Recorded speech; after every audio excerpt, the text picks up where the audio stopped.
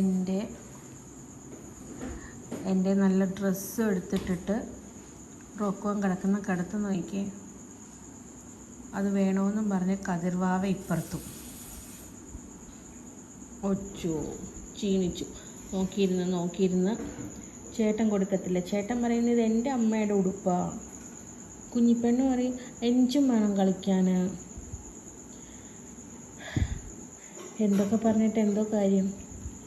ഉടുപ്പ് പോകുന്നത് നമ്മുടെ ആണല്ലോ. പിള്ളേർക്ക് കളി.